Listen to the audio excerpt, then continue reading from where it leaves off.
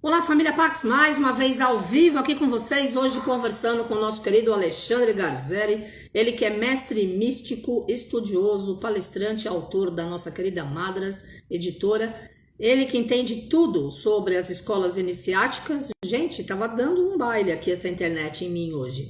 E ele vai estar falando sobre a cavalaria espiritual, então vamos aguardar aí o nosso querido Alexandre Garzeri entrar para que nós possamos estar aprendendo com ele. Eu já estou aqui com a minha canetinha e o meu papel para anotar as lições que o Ale vai estar nos ensinando. Alexandre, please, pede para falar, para a gente colocar aqui, entrar ao contato ao vivo. Essas boas-vindas ao querido Alexandre Garzeri, que vai estar então falando sobre a cavalaria espiritual. Ei, Olá, tudo bom, Ale?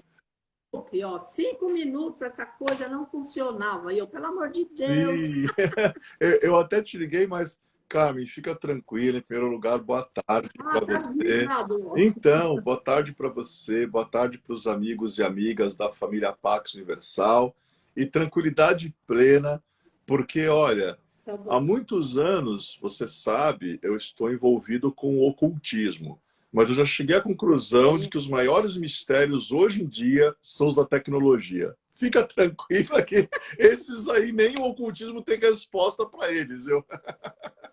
Gente, olha, eu vou te contar. Bom, mas graças a Deus deu tudo certo, Sim, tá tudo graças a Deus. bem.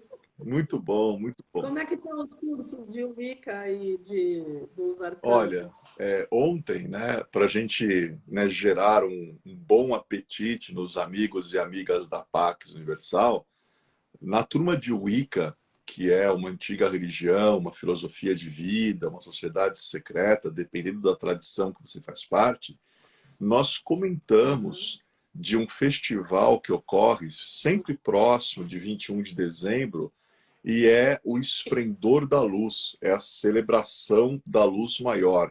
E essa religião é muito antiga, né? E os alunos da PAC são muito Sim. ligados, e aí eles sacaram e falaram: nossa, mas é interessante, o esplendor da luz em 21 de dezembro. Aí falam que Jesus nasce 24, 25 de dezembro, e ele era a luz do mundo. Então eu fiquei muito feliz que os alunos já começam a fazer conexões, porque a gente pode estar falando de religiões diferentes, mas a essência é uma só, é a luz, é o amor, e isso é Que importante. linda. Agora, ontem na turma de arcanjos, que ela é após a turma de Wicca, nós tivemos o prazer, a infinita alegria de contatar nosso querido arcanjo Ezequiel numa vivência, uma jornada no misterioso castelo alquímico francês. E tem um trecho, isso eu faço questão de te contar, aonde se dá a manifestação desse querido, bem amado Maître Saint-Germain, e sempre que ele vem à tona, todo mundo se lembra da Carmen.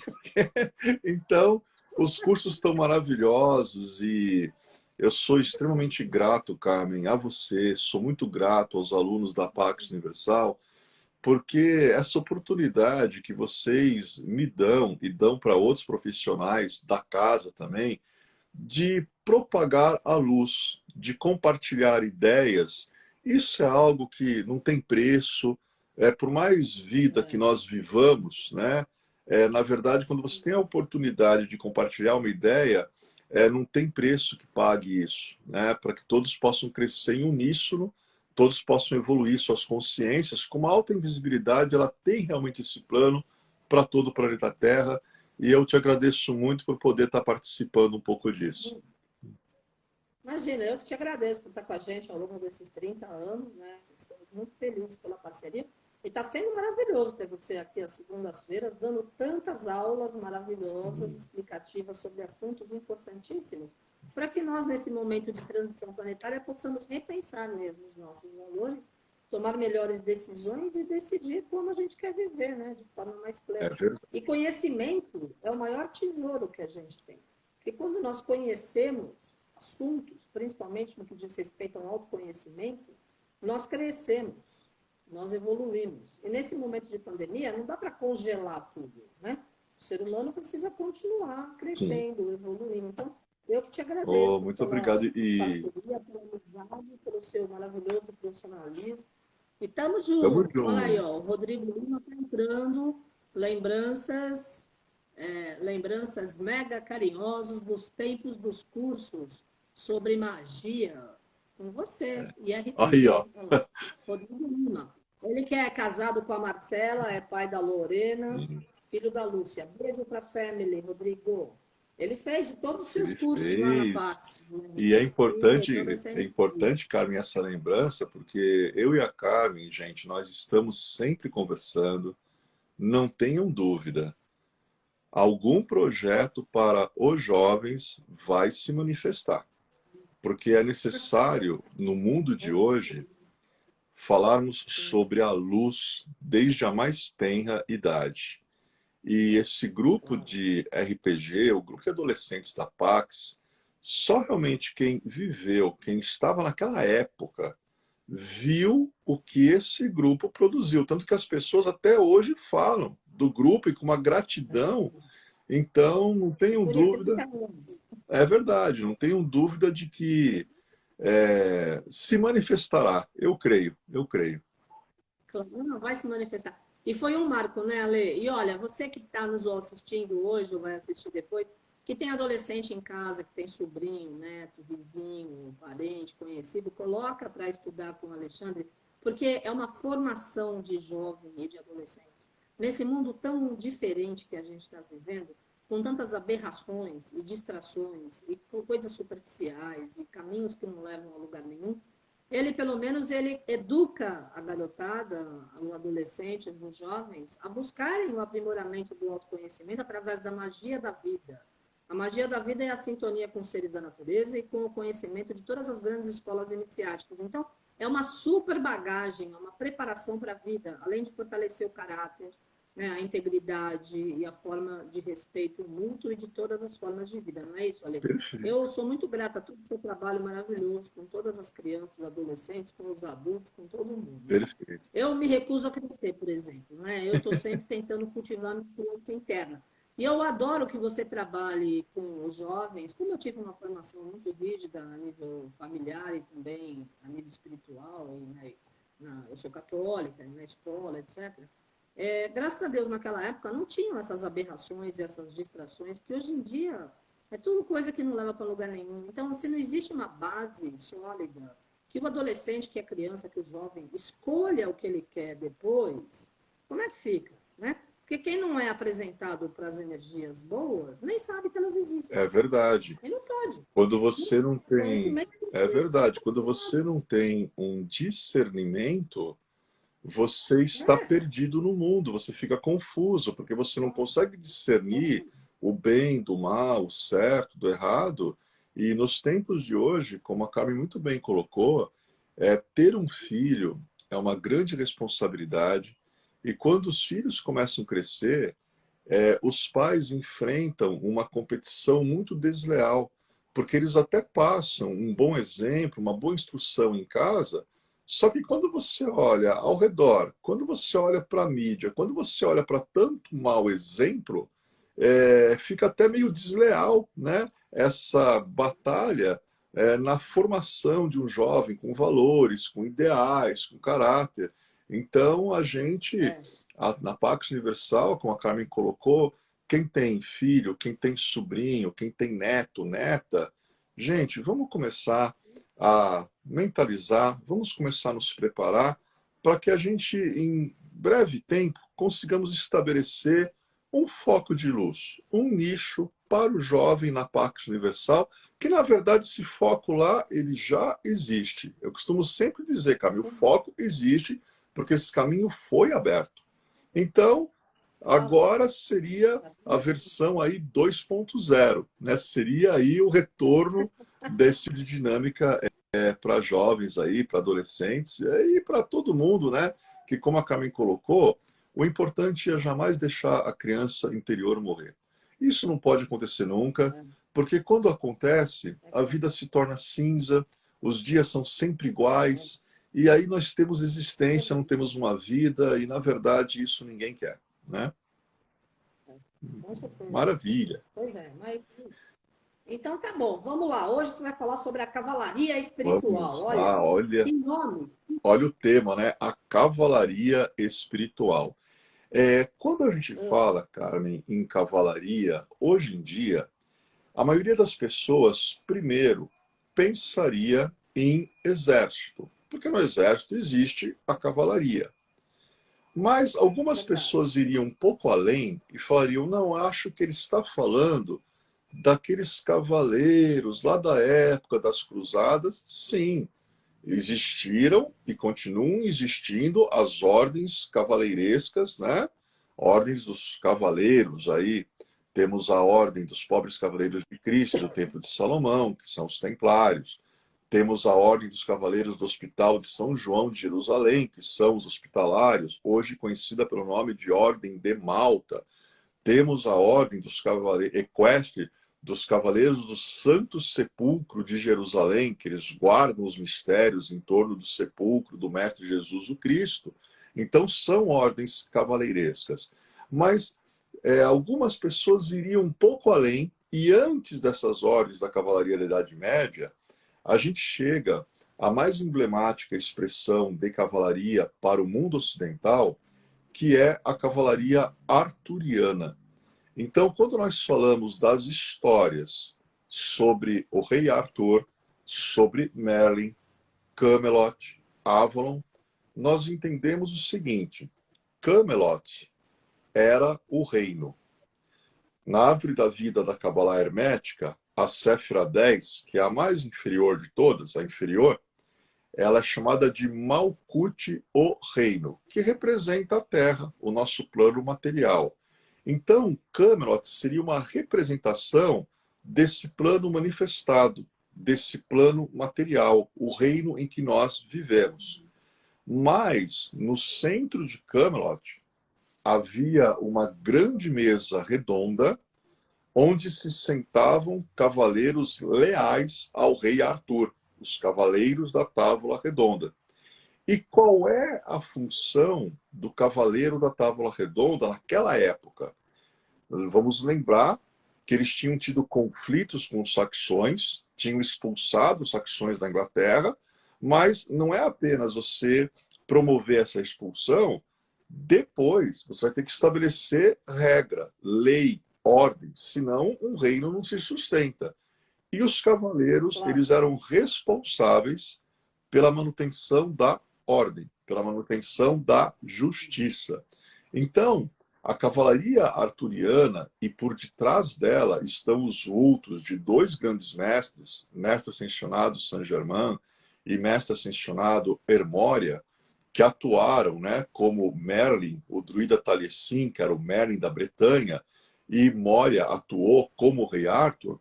Nós entendemos que toda aquela saga, a constituição de Camelot, as batalhas dos cavaleiros, as damas também da corte, quando você fala em Guinevere, quando você fala das sacerdotisas de Avalon, a Senhora do Lago, tudo isso é uma epopeia. Se você for analisar olhando de fora com calma, você vai entender que existem forças que conspiram para a luz naquela época, e existem forças que conspiram para as trevas.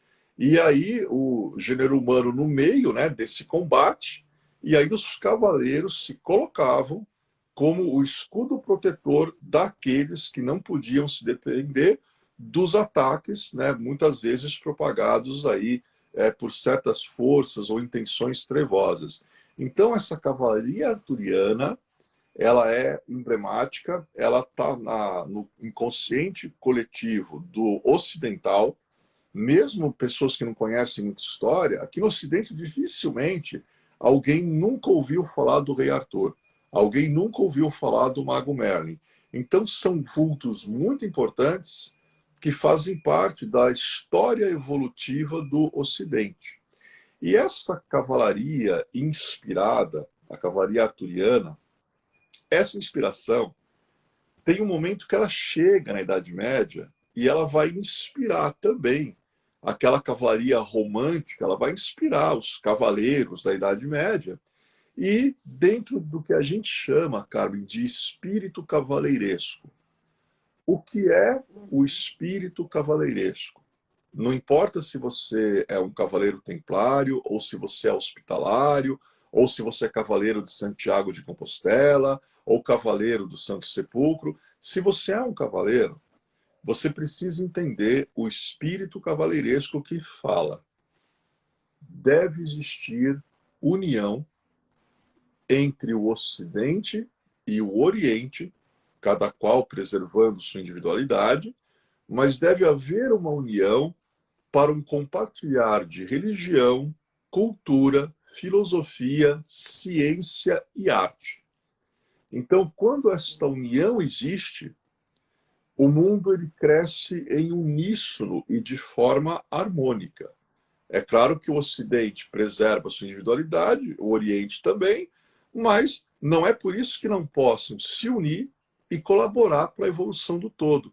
E esse espírito cavaleiresco é muito interessante, porque quando a gente fala, um assunto que a Carmen sabe que eu gosto muito, que são os cavaleiros templários, quando nós falamos dos templários, as pessoas, os templários têm vários símbolos, até hoje em dia a ordem tem muitos símbolos. E um dos símbolos principais da ordem é um cavalo com dois cavaleiros que dividem a mesma sela. E aí, para os profanos, para aqueles que não fazem parte da ordem, quando eles olham para esse símbolo, eles falam: nossa, os templários eram os pobres cavaleiros de Cristo e do Templo de Salomão. Eles eram tão pobres que dois cavaleiros repartiam a mesma sela, porque eles não tinham condições de ter aí um cavalo para cada cavaleiro. Na verdade, isso é uma visão profana, isso é um mito, porque os templários, eles foram a ordem mais poderosa da Europa em matéria de propriedades, castelos, terras, ouro, prata. Então é claro que os cavaleiros que combatiam, Carmen, cada cavaleiro tinha à sua disposição não um, mas 3 cavalos, para a gente entender o poder que a ordem tinha, porque você manter 3 cavalos para um homem, né, hoje em dia, as pessoas que gostam, né, de cavalos sabem o quanto custa você criar, você ter um cavalo. Imagina 3, né? Então, na verdade, os selos, se você for reparar, não os dois estão repartindo um cavalo porque a ordem era pobre. O cavaleiro que está na frente, ele tem uma feição ocidental. E o cavaleiro que está atrás, ele tem uma feição meio mourisca, meio oriental.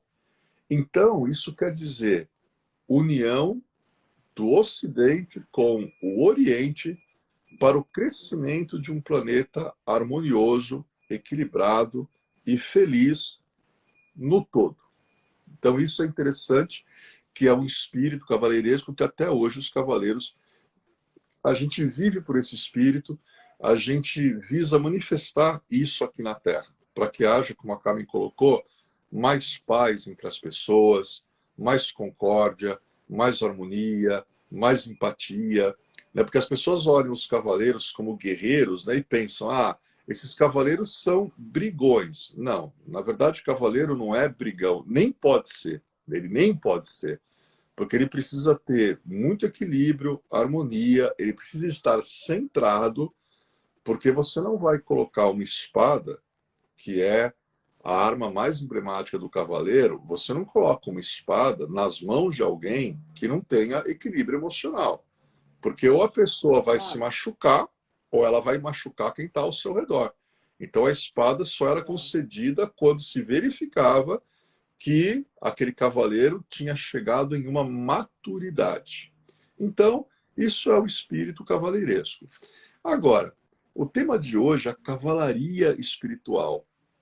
É muito interessante pelo seguinte: quando nós falamos em cavalaria espiritual, existe uma cavalaria realmente espiritual, e essa cavalaria ela é constituída por vários tipos de seres. Então, na cavalaria espiritual, Carmen, a gente tem hostes angelicais, grandes seres que servem à luz, que atuam nessa cavalaria espiritual, mas a cavalaria espiritual, ela também é composta por alguns seres humanos que ao longo da história se destacaram. Então, são seres humanos que estavam a serviço do divino. Eles estavam a serviço de ordens que vinham do alto. É interessante que no sul da França existia um grupo chamado os cátaros. E a palavra cátaro vem do grego kateroi, ou katarói, que quer dizer puro. Os cátaros eram cristãos gnósticos. O que é gnóstico? É um cristianismo primitivo. Eles são bem anteriores ao estabelecimento do Vaticano, de Roma, e eles guardavam muitos segredos, inclusive no início, quem guardava o Santo Graal, que é um mistério dividido em 4 partes, eram os cátaros. Eles guardavam o Graal de Arimateia, que é uma taça física que Arimateia usou para cuidar do corpo de Jesus no Santo Sepulcro. Então, um dia eu vou contar essa história aqui, Carmen, mas vamos fazer episódio 1, 2 e 3. Você vai ver onde a gente vai parar. Vai ser tão espantoso quanto a aula do Arcano 15 do Tarô que nós demos aqui, que foi um espanto aquela aula.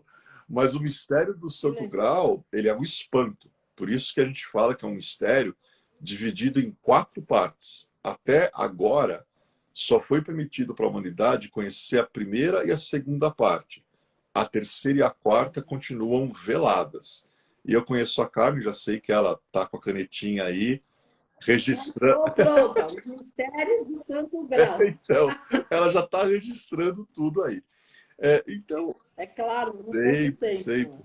É interessante porque estes cátaros, eles eram gnósticos, extremamente espiritualistas, altamente conectados com a alta invisibilidade, e eles falavam o seguinte: os seres humanos do planeta Terra, todos os seres humanos, são espadas. E cabe ao ser humano decidir nas mãos de quem ele quer se dar. Então eles viam os seres humanos como espadas, sendo que alguns se davam para as mãos da luz maior, da alta invisibilidade, e outros seres humanos se davam para mãos trevosas. Então eles olhavam a humanidade e eles falavam: você é um ser humano, o que te move? O que te move é a luz, o que te move é a evolução, o que te move é o bem, ou o que te move é o caos, o que te move é a entropia, o que te move é o egoísmo.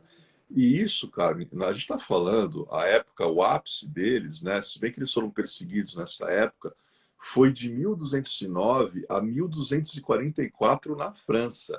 E eles já tinham essa visão naquela época. A visão deles de mundo é que o ser humano tinha que escolher nas mãos de quem ele se dá, né? Ele vai servir de canal para o quê? Para a propagação do bem e da luz ou para a propagação do mal e do caos? Quando a gente olha para o ano de 2022, até arrepia. Porque olha esse mundo de hoje. Você nitidamente vê uma divisão. Você vê pessoas que falam de amor universal, fraternidade, falam de misericórdia, empatia, calor humano, pessoas que correm para auxiliar o outro, estão a serviço do próximo, e também você tem, de um outro lado, pessoas egoístas, pessoas que não se importam, pessoas que não têm o menor respeito pela vida alheia, não estão nem aí para as questões ambientais, para as questões da natureza. Então, quando a gente para observar, a gente chega à conclusão: os cátaros estavam certos. Os seres humanos são espadas. E eles que decidam nas mãos de quem eles vão querer se dar. Né? E isso aí é a escolha de cada um, né, Carmen? A gente fala sempre. A escolha é de cada pessoa. Mas aquilo que você escolhe sempre traz consequências. Depois, não reclama. Foi você que escolheu. Né? Então, dentro dessa visão que somos espadas, vamos falar primeiro da parte espiritual, essa cavalaria, esses exércitos de Deus. Quando a gente fala na hierarquia angelical, A hierarquia angelical, ela é muito vasta. Ela é composta por coros angelicais. Coros, né, para o amigo, amiga da Pax que está chegando agora, para que possam entender, coro angelical é como se fosse uma família específica de um tipo de anjos. Porque todos são anjos, o que não quer dizer que todos os anjos são iguais. Então nós temos, é verdade. Então nós temos o coro dos serafins, os querubins, os tronos, domínios, potestades, virtudes, principados, arcanjos e anjos. Então esses são os 9 coros angelicais, é uma hierarquia. Em meio a esta hierarquia, existe um coro que o nome é Coro das Potências, ou Coro das Potestades. Então o pessoal fala potestades ou potências. Quem são as potestades? Um tipo de anjo extremamente elevado na hierarquia angelical. Para vocês terem uma ideia, eles estão acima dos anjos, estão acima dos arcanjos, estão acima dos principados. É bem elevada a hierarquia deles. E eles são responsáveis pela distribuição do amor divino para o todo. Mas eles também são responsáveis pela manutenção da lei nas dimensões, nos mundos, nos universos, sejam eles visíveis ou invisíveis, manifestados ou imanifestados. E é muito interessante, Carmen, essa dualidade. Eles trabalham ao mesmo tempo com amor e com lei. Porque tem pessoas que às vezes pensam que amor é uma coisa e lei é outra. Não, em verdade, são a mesma coisa. A mesma coisa. Vamos falar de novo com os pais. Se você é um pai, se você é uma mãe, você tem amor incondicional pelos teus filhos, correto? E justamente porque você tem amor, você coloca regras, você coloca limites, você coloca lei. Muitas vezes você tem que dizer não para um filho, para uma filha, e às vezes não aceitam muito isso, mas quando forem maduros lá em frente, eles vão entender. Aquele não que meu pai, minha mãe disse, em verdade, foi para me preservar dos perigos do mundo. Então, as potestades não são muito diferentes. Distribuem o amor divino, mas eles não permitem transgressões em relação à lei de Deus. E o comandante das potestades, o nome dele, né, existe um príncipe que comanda cada coro angelical. Por exemplo, Arcanjo Miguel é o príncipe que comanda os arcanjos. Arcanjo Gabriel é o príncipe que comanda o coro dos anjos. Arcanjo Rafael é o príncipe que comanda o coro das virtudes. Aquele que comanda o coro das potestades, o nome dele é Camael, com K. Camael. Camael. Camael. O que quer dizer esse nome Camael? Eu adoro o nome de anjo, né? Porque nome de anjo ou termina em El ou termina em AH, né? O nome Camael, ele quer dizer fogo de Deus ou auxílio de Deus. Então, Camael é príncipe do coro das potestades, aquele cujo nome significa fogo de Deus ou auxílio de Deus. Por que nós precisamos de um fogo de Deus? É uma questão. Nossa, existe um anjo que ele representa o fogo de Deus? Existe. Inclusive, quero contar uma historinha engraçada. No passado, quando a humanidade aprontava, e você como eu às vezes sabe, né, que a humanidade apronta um pouquinho às vezes, né? A humanidade vai aprontar até um certo ponto. até o ponto que a alta invisibilidade decidir fazer no planeta uma intervenção. Quando a humanidade aprontava, quem era enviado para a Terra para fazer as intervenções? Potestades. Então, Camael, olha, desçam lá e resolvam esse problema. Na tradição judaica, é dito que o que aconteceu em Sodoma e Gomorra, aquilo chegou num ponto de devassidão tão grande que aí potestades são enviadas. Chegam para Ló e para a família dele e falam: sai, porque nós vamos destruir essas cidades. Só que com uma condição: quando você sair, Ló, não olha para trás. E Ló pega a família e sai. Né? Só que aí nessa saída, a mulher dele pega e olha para trás.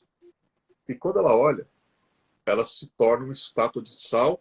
E hoje em dia, tem lá a localidade onde isso aconteceu, que curiosamente tem certas figuras que são de sal, certas formações de sal. E aí quando você olha para isso e você fala, poxa, será que é por causa disso que tem essa lenda? E será que isso é uma lenda? Né? Porque, na verdade, quando a gente analisa o que ocorreu naquela região de Sodoma e Gomorra, ainda hoje, você encontra, cavando, né? A arqueologia está encontrando isso, certas calcinações aonde o fogo que caiu lá, o fogo, e o nome Camael quer dizer fogo de Deus, né? O fogo que caiu lá foi uma coisa tão intensa que começou aquele ponto de fusão de areia que gerou forma vítrea. E algumas formas vítreas que tem lá, elas têm uma cor esmeraldina, que é algo muito impressionante, porque realmente aconteceu algo muito sério lá, né? Para a gente entender quando a humanidade aprontava e as potestades tinham que vir para cá, o que podia acontecer. Né? Então, só um exemplinho aí para ficar claro. Né? Houve outros exemplos na história. Queda de Atlântida também caiu, porque no final lá aprontaram algumas coisas que não deveriam aprontar. Então, são um exemplo dessa cavalaria espiritual. As potestades são chamadas os exércitos de Deus. Agora, além das potestades, existe, eu falo, o grande paladino, o grande campeão, o grande arcanjo cavaleiro entre todos, que é o querido e poderoso arcanjo Miguel. Miguel vem do nome Micael. E o que quer dizer Micael? Micael quer dizer aquele que é semelhante a Deus. Traduzindo, o arcanjo Miguel é de um tamanho esplendor, ele é de uma tamanha luz, que ele se assemelha ao próprio esplendor divino. Arcanjo Miguel é o guardião e protetor da raça humana desde o início dos tempos, e assim será até que todos os humanos tenham obtido a vitória da ascensão. Se apresenta em duas versões. Micael, juiz, aonde o vemos com a espada de fogo sempre e com a balança. E o que ele pesa com a balança? Ele pesa os pensamentos, as palavras e ações do gênero humano. E depois que ele pesou com a espada, ele executa. Então, é o que eu falo. Vamos pensar antes de pensar. Eu já estou nesse nível, Carmen. Eu nem falo para o povo hoje em dia pensar antes de falar, porque o pensamento já está começando errado. Então eu falo, pensa antes de pensar. Pensa antes de falar. E pensa antes de agir. Porque você agiu, você falou, você pensou, isso está registrado. E uma hora você terá que responder. Então a visão, né, de Micael juiz é bem interessante. Mas tem a visão de Micael guerreiro, onde ele se apresenta com espada, escudo, ou às vezes até lança, e ele está combatendo o dragão. Arcanjo Miguel, ele trabalha com anjos que são anjos guerreiros, protetores e guardiões. E em momento de aflição, em momento de perigos, se você, com toda sinceridade, pureza e humildade do teu coração, você chama pelo arcanjo Miguel, não tenha dúvida que ele ouve e ele envia seus anjos guerreiros, protetores e guardiões para combaterem por você. Então é muito interessante, né? Arcanjo Miguel e os seus anjos guerreiros. Camael e os exércitos de Deus. 2 exemplos aí de cavalaria espiritual. Mas a história da humanidade vai se sucedendo e aí começam a aparecer humanos que se comportam de uma maneira que essa cavalaria espiritual resolve utilizá-los. Então vamos falar aí de 2 humanos, né? Com muita sorte, né? Talvez eu consiga falar de um, né? Mas se o tempo não der, a gente fala do outro na próxima semana, a gente marca uma data. Por exemplo, Tá legal. Joana d'Arc. Santa Joana d'Arc. Joana d'Arc, ela nasce no dia 30 de maio de 1431. Ela era originária da Alta Normandia, especificamente da região de Domery, e ela é filha de Jacques d'Arc e de Isabelle Romé. Tem um momento que ela era uma camponesa, uma moça do campo. Tem um momento em que ela alega que ela está ouvindo instruções que vêm especificamente de 3 seres da alta invisibilidade. Micael é o primeiro, acabamos de falar dele, Santa Margarida e Santa Catarina. Então, Joana d'Arc falava que ela era contatada por Santa Catarina, Santa Margarida e pelo Arcanjo Miguel. E nesse momento, a França está envolvida na chamada Guerra dos 100 Anos. E a França está perdendo. E aí, essa moça camponesa, uma moça humilde, observando a situação do seu país, ela contrariando, né, todos os status da época, vai até Carlos IV. Até a camponesa chega, né? Carlos IV é o regente, né? Imagina aí já o obstáculo que ela teve que transpor para conseguir chegar na frente dele. E ela fala: eu venho com uma mensagem, me coloca no campo de batalha e aí tu começarás a prevalecer. E aí Carlos, ele olha, acha estranho, mas ele, né, sente uma simpatia, né, pela moça, tá bom. Arranja uma armadura para ela, coloca ela num cavalo, manda ela lá. Né? Porque a gente já está perdendo mesmo. Né? Quer dizer, pior do que a situação tá, não pode ficar. E ela vai.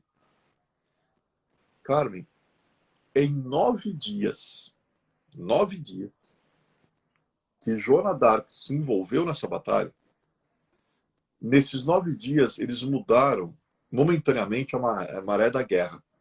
Os franceses começaram a triunfar em tudo que era batalha que entravam. E Joana d'Arc é muito interessante que ela não, no início, já vou contar uma curiosidade, no início ela não combatia. Ela tinha que ficar sobre o cavalo dela, ela tinha que manter a lança, no topo da lança dela tinha uma imagem do Arcanjo Miguel, e a espada dela estava sempre embainhada. Mas apenas ela estando no campo de batalha, ela cavalgando à frente das tropas, aqueles homens se animavam de uma tal maneira e eles combatiam de um jeito que até então não tinham feito. E eles começaram a virar a margem da guerra. Só que tem um momento, até o Carlos, né, lá em Reims, ele acaba sendo coroado, depois, né, que ela vence muitas batalhas para ele. Tem um momento após essa coroação que fazem um cerco. E aí, nesse cerco, lá vai Joana d'Arc de novo. Só que ela está no cavalo dela, ela começa a ver que os cavaleiros franceses começam a perder. E aí ela pega, ela desce do cavalo, apoia a lança no cavalo, puxa a espada e sai correndo. Para tentar subir na escada, para tentar combater, para tentar ajudar aqueles cavaleiros. Os cavaleiros, não, volta, volta, porque eles se preocupavam com ela. Imagina uma moça né, naquela situação, né? E ela não obedece, ela pega, vai, sobe na escada, mas mesmo assim perdem essa batalha do cerco. E aí, ela que era considerada até então heroína da França, ela cai em descrédito com a nobreza. E aí nós vamos ter um problema muito sério, porque os bourguignons, que eram franceses, mas partidários dos ingleses, capturam Joana d'Arc. E aí o Carlos IV, ele lava as mãos, né? Mesmo ela tendo ajudado ele, ele lava as mãos, capturam ela e entregam ela para os ingleses. E aí vai começar o calvário, porque ela é acusada de bruxaria. Não, você não ouve Arcanjo Miguel, coisa nenhuma. Você não ouve Santa Catarina, coisa nenhuma. Você não ouve Santa Margarita, coisa nenhuma. Quem você ouve é Satã, você é uma bruxa e você vai ser condenada. Ela é condenada pelo bispo Pierre, né, Cauchon, e Pierre Cauchon manda queimá-la na fogueira. Isso acontece dia 30 de maio de 1431. E é muito interessante porque foi uma injustiça praticada contra ela. É um golpe, na verdade, né? Porque franceses, que eram partidários dos ingleses, capturaram ela, e aqueles franceses que ela tinha ajudado, né, ganhar até então, não fizeram nada, né? Mas, com o tempo, o Papa Calixto III revê o processo que ela sofreu e fala, não, aqui está cheio de incongruências, ela não é bruxa, muito pelo contrário, ela é uma mártir. Então, Calixto III a torna mártir da Igreja Católica e no ano de 1909 ela foi beatificada e em 1920 ela foi canonizada como santa. E tem um detalhe muito interessante, um cidadão que eu acho que vocês conhecem, que ele é pouco famoso, né? Chamado Napoleão Bonaparte. Napoleão Bonaparte, ele declarou: Joana d'Arc é símbolo da França. E ela é um dos 9 padroeiros protetores da França até hoje. Então, ela é alguém que representa uma pessoa humilde, uma pessoa não da nobreza, mas que pela sua devoção, ela realmente foi tocada por essa cavalaria espiritual. Principalmente que a devoção dela ao Arcanjo Miguel é emocionante. E tem uma curiosidade agora, Carmen, que é o seguinte. Essa é a história da Joana d'Arc, mais ou menos que todo mundo conhece. Mas existe a história oculta dela. E na história oculta, teosoficamente falando, Joana de Arc. Essa palavra arc é a mesma coisa que falar Joana do Arco. Só que arco, no ocultismo, embaixo de arcos se ocultam segredos. Inclusive, na maçonaria, existe um grau que, na verdade, é toda uma outra ordem dentro da maçonaria, que é chamado o Real Arco. E o maçom, ele precisa ser iniciado nessa ordem se algum dia ele quiser se tornar templário. Porque para você se tornar templário, você tem que conhecer os segredos que estão abaixo desse arco.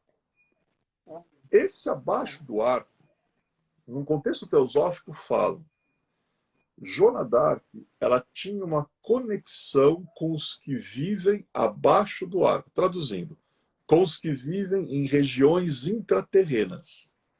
As orientações que ela recebia vinham de seres, né, que têm uma vivência intraterrena, que observaram aquela situação e quiseram, naquele momento, auxiliar a França. Mas uma instrução muito séria foi dada para ela. Você vai se apresentar. Nunca saia de cima do seu cavalo.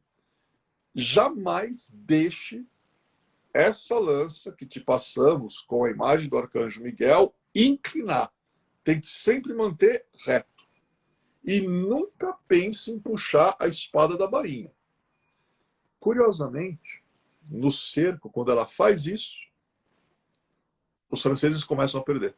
E ela cai em desgraça. Então, uma versão teosófica bem curiosa. Isso indica que Havia um grupo, Carmen, de cavaleiros que andavam ao redor dela, e esses cavaleiros constituíam uma sociedade secreta que tinha conexões com esses planos intraterrenos, né? Então, só aí uma curiosidade, que eu acho que é pouca gente que conhece essa relação, né, dela com esse aspecto intraterreno. E para aproveitar esses 10 minutos, né, o que eu vou falar agora é fácil, Carmen, eu juro por Deus que vai dar. Um outro humano que foi tocado pela cavalaria espiritual, famosíssimo, São Jorge da Capadócia, né? Alguns falam São Jorge da Capadócia ou São Jorge de Lida, que seria o local que ele teria nascido, né? Ele era um soldado romano, ele nasce por volta de 270, de 280, não sabe se precisar a data, e ele vai morrer na Nicomédia em 23, né, do 4 de 303. Jorge inspirava os romanos a lutarem. Jorge, ele é sempre visto empunhando uma lança, por quê? Porque a simbologia da lança na cavalaria, lança é algo reto. Lança é algo que não se torce. Como reto deve ser o pensamento do gênero humano, a palavra do gênero humano e a ação do gênero humano. Reto pensar, reto falar e reto agir, para que você possa subjugar todos os dragões. O dragão, na verdade, é algo simbólico. Ele representa os 5 elementos, porque ele caminha na terra, por ser anfíbio, ele pode entrar na água, ele voa no ar e ele ataca com fogo. E quando Jorge ele utiliza a lança é um bastão. O bastão é um símbolo de poder e de autoridade para subjugar energias nocivas que se submetem perante, né, esse símbolo de comando, autoridade e poder. Lá nós temos a submissão de certas forças disformes, né, certas forças caóticas, que Jorge ele subjuga.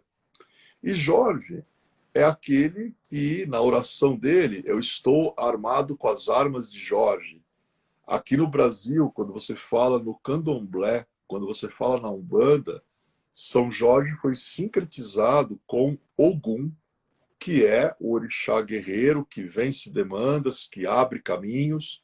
Então ele é um ícone também de um humano, mas que pela valentia, pela coragem, pelo que ele se devotava nos combates, ele é agraciado por esta cavalaria espiritual e mesmo acaba se tornando, com o passar dos tempos, acaba também sendo aí santificado. E é interessante que Jorge, ele é um, né, dos 14 santos auxiliares, que são santos na igreja católica, que católicos do mundo inteiro apelam para esses santos quando as coisas estão muito sérias. Olha que legal a lista, Carmen. Santa Catarina de Alexandria, São Cristóvão, Santa Bárbara, Santo Egídio, Santa Margarida, São Jorge, São Pantaleão, São Vito, São Erasmo, São Brás, São Estáquio, São Acácio, São Denis e São Ciríaco. São os 14 santos auxiliares que são chamados em momentos que precisamos ser defendidos nas batalhas do dia a dia, batalhas que todos nós temos aí que enfrentar. Então, para concluir, cavalaria espiritual é algo real. Nós, eu acredito nos cátaros, somos espadas. E pela nossa liberdade de escolha, temos que discernir nas mãos de quem nos damos. Ou nas mãos da luz, ou nas mãos das trevas. E por que precisamos da cavalaria espiritual? Porque todo ser humano, quando começa a evoluir, as pessoas têm o pensamento de que evolução, Carmen, é uma coisa fácil. É fácil, é tranquilo, não tem crise, não tem problema. Entenda, quando você começa a evoluir, É claro que a oposição não quer que você evolua. E a oposição manda seus entraves. Mas aí te lembras, tu não estás sozinho. Chama pela cavalaria arturiana e eles virão. Chama por Joana d'Arc, chama por São Jorge, chama por Camael, chama pelo Arcanjo Miguel, que tu jamais estarás sozinho e vitória é o único destino, aquele que se comporta como um cavaleiro devoto na senda do autoconhecimento, da iluminação e da busca espiritual. Ufa, deu tempo. Maravilha, adorei, Ale, super obrigada. Família Pax, amanhã eu estou aqui com o Albano Macedo, vai falar sobre a visão astrológica da entrada de luz Satya Yuga na Terra. Ele vai fazer uma comparação entre o mapa astral de 27 de fevereiro de 2014 e de agora, o próximo domingo, 27 de fevereiro de 2022. 8 anos que iniciou a Era da Luz, Satya Yuga, de acordo com o bem-amado Mestre Saint Germain. Ale, tua mensagem final. Você tem 4 minutos. Meu Deus, 4 minutos, né? Tudo bem. É o que eu falo, é 1 minuto para cada braço da cruz. Olha a cruz aqui de 4 braços iguais, né? Vamos aproveitar esses 4 minutos para justamente invocar sobre nós, nesse momento, a luz do querido, poderoso e bem-amado Arcanjo Miguel. Que ele abra suas níveas, porém poderosas asas sobre nós, que ele coloque seu escudo diamantino à nossa frente, que reflita todo o mal, e que jamais temamos a sua espada, na certeza de que aquele que anda com o reto pensar, com o reto falar e com o reto agir, está colaborando para a evolução planetária, e sobre este jamais pesarão os pratos da balança desse grande arcanjo Miguel, que é justo, luminoso, infinitamente bom, e ele quer o progresso da humanidade. É o nosso santo arcanjo. Curiosidade, Carmen. Arcanjo, de todos os arcanjos, é o único que as pessoas se referem como São Miguel Arcanjo. Porque o Vaticano percebeu que ele era tão amado pela humanidade que resolveu conceder-lhe esse título de São. Então, São Miguel Arcanjo vela por nós, é o nosso guardião, nosso protetor, desde o início dos tempos. E assim será até que tenhamos atingido a vitória da ascensão. É nessa certeza que eu desejo para vocês todas as bênçãos do querido Arcanjo Miguel, as bênçãos da cavalaria espiritual, sejam abençoados em nome também de Camael, Santa Joana d'Arc e São Jorge, e que entendamos que a vida ela é cruzada, a vida muitas vezes é batalha, mas o que seria do ser humano? Que histórias ele teria para contar se, como o apóstolo fala, ele não combatesse o bom combate? Combata o bom combate, para que quando tu deixes este plano, realmente tu tenhas vivido e não apenas existido. É isso aí. Obrigada, Ale. Beijo no coração. Gratidão, namastê, família Pax. Obrigado. Tchau, tchau.